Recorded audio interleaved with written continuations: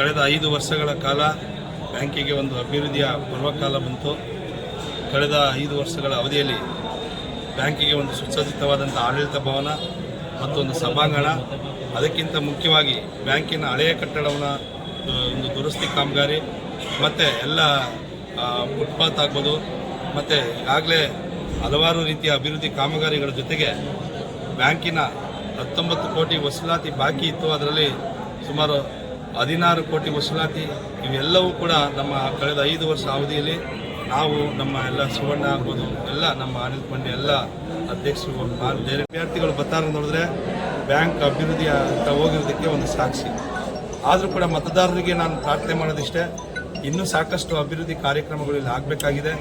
ಇದನ್ನು ನಾವು 5 ವರ್ಷಗಳಿಂದ ನಮ್ಮ ಮನೆ ಥರ ನೋಡ್ಕೊಂಡಿದ್ದೀವಿ. ಭಾಳಷ್ಟು ಚಾಚು ತಪ್ಪದೆ ಬೆಳಿಗ್ಗೆ ನಾವು ತಿಂಡಿ ತಿಂದಿದ್ದೋ ಊಟ ಮಾಡಿದ್ವೋ ಗೊತ್ತಿಲ್ಲ, ಆದರೆ ಬೆಳಿಗ್ಗೆಯಿಂದ ಸಂಜೆವರೆಗೂ ಇಲ್ಲಿ ಬ್ಯಾಂಕ್ನಲ್ಲಿ ಆಗುವವುಗಳಲ್ಲಿ ಭಾಗಿಯಾಗಿ ಬ್ಯಾಂಕಿನ ಅಭಿವೃದ್ಧಿಗೆ ಒಂದು ಮುನ್ನುಡಿಯನ್ನು ಬರೆದಿದ್ವಿ. ಈಗ ಮತ್ತೊಮ್ಮೆ ಸಾಲಗಾರರಲ್ಲದ ಕ್ಷೇತ್ರದಿಂದ ನಾನು ಸ್ಪರ್ಧೆ ಮಾಡ್ತಾ ಇದ್ದೇನೆ. ಸುಮಾರು 7,000 ಮತದಾರರಿದ್ದಾರೆ. ಅವರೆಲ್ಲರ ಆಶೀರ್ವಾದವನ್ನು ಕೋರ್ತಾ ಇದ್ದೇನೆ. ಪ್ರತಿಯೊಬ್ಬ ಮತದಾರರಿಂದ ಹಿಡಿದು ಪ್ರತಿಯೊಬ್ಬ ಷೇರುದಾರರಿಗೂ ಕೂಡ ನಮ್ಮ ನೇರವಾದ ಸ್ಪಂದನೆಯನ್ನು ಮಾಡಿದ್ದೇವೆ. ಅವ್ರಿಗೆ ಮತ್ತೊಮ್ಮೆ ಕೇಳ್ಕೊಳ್ತಾ ಇದ್ದೀವಿ, ನಮ್ಮ ತಂಡವನ್ನು ಮತ್ತೊಮ್ಮೆ ಗೆಲ್ಲಿಸ್ಬೇಕಂತೇಳಿ ಅವ್ರಿಗೆ ಪ್ರಾರ್ಥನೆ.